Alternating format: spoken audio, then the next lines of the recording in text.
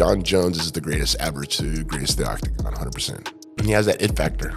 Yeah. Fighters that have that it factor that make a difference, you know? To the outsider looking in, it looks like he doesn't even really try. Like he doesn't care. I think he puts in the work without anybody knowing. He was doing work, but he was telling people he was going out and partying the night before, which was BS. Do you think your skill set thrives in this current state of light heavyweights now? Yeah, 100%. I think it really comes down because you have a longevity of pushing the pressure and getting takedowns and getting on top and being like a steel cage on top of them. If you're a person who wants to strike back and forth and you're getting hit, you're getting struck, and you do get knocked out, more and more you get knocked out, the quicker it happens and the more damage it causes. But if you're the one to inflict the most damage the quickest amount of time in the beginning, you're the one that's going to have a thriving career. I mean, over 25 years of competing, I didn't get knocked out until my last fight against Anderson Silva in a boxing match. My whole career, you know, Chuck Liddell dropped me, but didn't knock me out unconscious.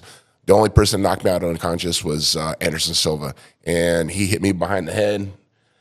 All I remember is looking up, and the ref was like, "Welcome back. You okay?" I'm like, "Fuck." Wow. That was the first time in my career of 25 years. Then I knew it was time to hang it up, you know. Being 47 years old at the time, it was time to go on the next stream of what I wanted to do. And I didn't realize that was the last and only time you had been knocked out, because I knew you didn't get knocked out. Like I got dropped. You know, Chuck dropped me the first time we fought, and he dropped me the second time we fought. He dropped me. Rashad Evans hit me in the chest and bruised my heart, almost killed me.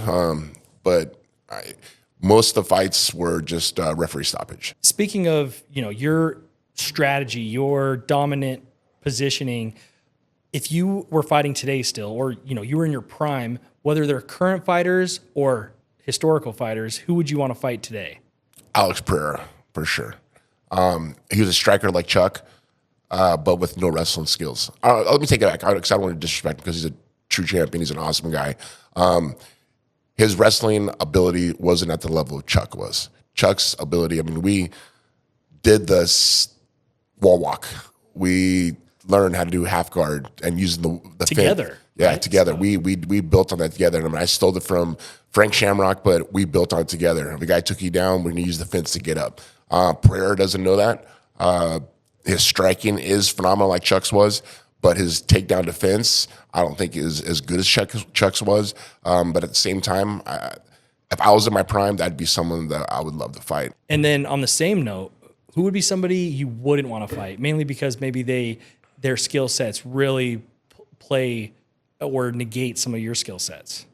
Jon Jones, that'd probably be someone I wouldn't want to. So it kind of goes to the same. But once again, I mean, if I'm in my peak and I'm fighting and I'm 100% in it, I mean, right now I could say it because I'm retired and I will never compete again. Jon Jones is someone who is just so skilled in all areas, in wrestling, in striking, on the ground, everything. He's long, big, strong. I mean, I'll watch him deadlift 600 pounds. It's like, what the hell? That'd probably be the only guy. And I could be honest, and I could say it now because I'm retired. I don't have to worry about fighting anybody anymore. But Jon Jones is the greatest ever to grace the octagon, 100%. Crazy. And to the outsider looking in, it looks like he doesn't even really try. Like he doesn't care. Like people who I grew up being the pound for pound fighter, best in the world, you know, the George St. Pierre's, whatever, you would see that they were so disciplined and that's all they thought about. That's, you know, slept, ate, drank, you know, breathed, fighting. Jon Jones just looks like he just kind of puts down his drink and he has that it factor. Yeah. Fighters that have that it factor that make a difference, you know. I almost feel like it does a disservice to the normal martial artist that is striving to become one of the best, because they're like, well, if Jon Jones can just walk into a place and not, you know, maybe I'm not explaining that right, but I grew up seeing people like you that you have to put in the work ethic. I think he puts in the work without anybody knowing. And then he puts on a facade of saying that he doesn't train, he doesn't do this, he doesn't do. I believe that he trains harder than what people see. I hope so. And that's, I mean, that was in the beginning when he became the light heavyweight world champion.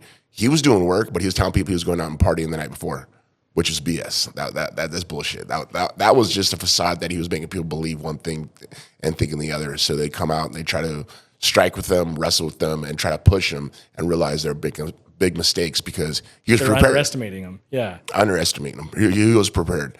I mean, that goes all the way back to a few boxers that I watched, and they would like come with a cigarette at weigh-ins and so forth. It was a facade. And I mean, that's like BJ Penn, hot dogs and beer. Yeah, no, it's kind of you're setting the stage of what's going to prepare for the next day. I believe that at the beginning, but now, I mean, we've seen him in tabloids for like partying maybe too hard and like actually not giving a crap with police. And so it's like, I almost hope he didn't believe if that was his game plan, that he didn't fall too far into his game plan of not giving a crap. But I don't know. I mean, there's always speculation of what you think and what the truth. I mean, there's always the truth and there's always a lie. And somewhere in the middle you find, hopefully he finds the good people around him. Hopefully he has good people around him. Because like I say, you show me 5-year friends and I'll show you your future. And it's important that fighters in general, they surround themselves with good people. What was the pay like? I mean, everybody's talking about how terrible fighters are paid nowadays. I'm sure you, Rampage, everybody is saying, I would have killed for the purses that are being offered by UFC right now. If I remember right, you even fought for free. Yeah, my first UFC 13, May 30th, 1987, I fought for free. I fought twice in one night for free because I don't want to lose my scholarship. At the time, I was in college. I was at Golden West Junior College. I was a state champion. And I just wanted to compete. I just wanted to see how good I can be. And it was a leeway into being a world champion just because I wanted to see what it felt like to fight. Yeah, it's different than wrestling. You're like, what is this? I never liked fighting because I don't like to hurt another person. But when it's time for competition, different story. That was something I love to do. This guy signed up for it. I signed up for it. I compete. When I compete, I'm giving my heart, soul, everything, body, everything into that competition. And to me, it was always competition. It was never a fight. That was my mental side of it that I thought about it. And let me tell you, some of the loneliest times is the night before the fight, and you got to lay in bed, and you're going, I got to fight tomorrow. I'm fighting one of the baddest mans on the planet. And for how much? Like your first couple of fights, how much do you think was the average? I fought my first UFC. I fought for free. My second competition was against Jerry Bolander, and I made $7,500. My third one was Guy Metzger. I made $25,000. My fourth one was Frank Shamrock, and I made $25,000. And then Vanderlei Silva, I think I made $60,000. And then it bumped up to like 180, then 250, 350, then 500, then million after that. Everything was a million after that. Your story sounds very different than some of the other fighters that I've... And it was one of those things that, at the time when Dana was my manager, he was the one pushing to make more money. And in 2004, when I re-signed with the UFC, there was no more 50-50. So usually you get 50% show up, 50% if you win. After 2004, it was 100% all the way through. I never got no win-loss bonus. It was win-win every time because I'm not going out there to lose. I'm going out there to win. And if I'm doing so you changed that. Good for you. And once again, I told him, I'm like, I'm coming in and I'm giving you my heart. I'm giving myself. I'm giving everything. I'm training my ass off. I'm not coming here to lose. So I should be paid like I'm winning no matter what. And they're very thankful and they're legit and gave it to me. And I was fortunate, I was very fortunate. But once again, everybody watching my fights, they're excited. Either I won or I lost or I got a draw. But I always made an exciting fight. I always did the PR. We do the PR tours. I mean, I couldn't count how many times I traveled just do the PR for the fights. I mean, I would do guerrilla marketing when it came before my fights. I mean, I go to all the restaurants, liquor stores in my town and put posters up. I mean, that went all the way up to when I fought with Bellator. I mean, all the way I fought for Golden Boy Promotion. I mean, I would always do that. Guerrilla marketing was the smartest thing because we didn't have social media as huge as it is now. So that was something that I always did was promote. So with the MMA world, figuring out what direction it really can start embracing, do you think a team versus team format could survive? And have you seen what UFL is trying to do? I'd see on UFL, and you guys do an awesome job with it. The team versus team, I think it'd be really, really good just as long as they had backups. Because if someone gets hurt on your team, then you got to have someone to fill in. So that I think having a stack of having first pick, second pick of each team, like each weight class. a starting team and then a backup, like a backup team. Your bench. You need to have a deep bench. Correct. What do you think of the civic pride? Because you are, when you were in Huntington Beach, you were the Huntington Beach bad boy. When you're in Florida, you are Florida. Like, you are such a civic pride person that takes responsibility in your community.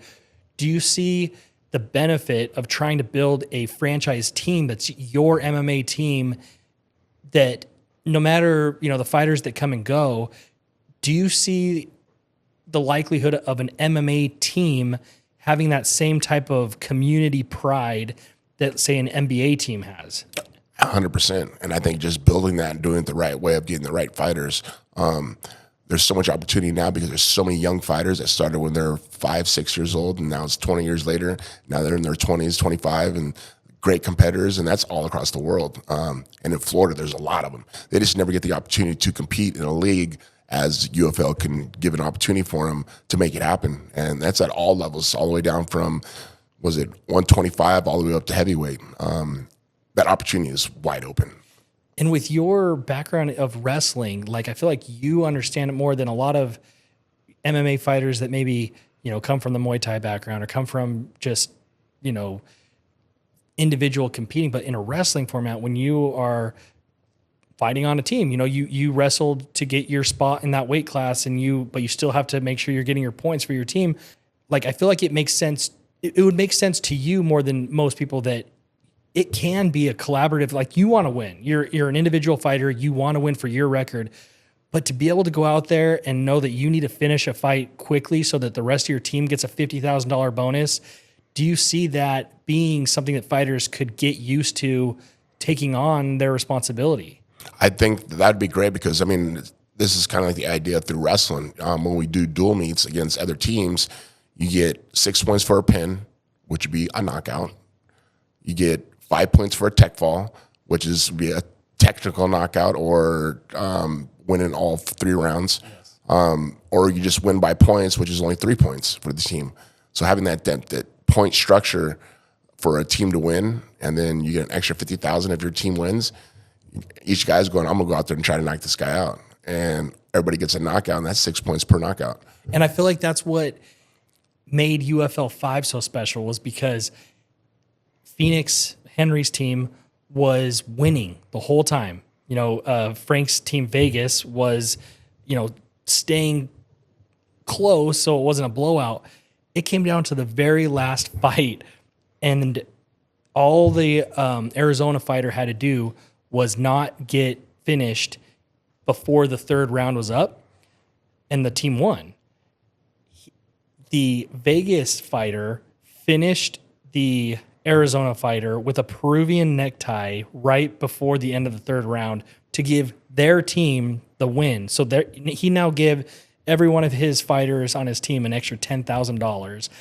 And awesome. Everybody in the Arizona team just saw their $10,000 each or their $50,000 prize go away. It proved that there is that drama, that stress that is, I think, you put all the weight on each one of the fighters to make sure they compete at the best they possibly can. You go back to that locker room, and you're not just feeling excited or ashamed for yourself like the normal walk back to a locker room is. You have to look your other teammates in the eye, and then hopefully, the good sportsmanship is like, hey, we'll get them next time, that camaraderie. Yep. I think we can build it. I think we can build it with UFL.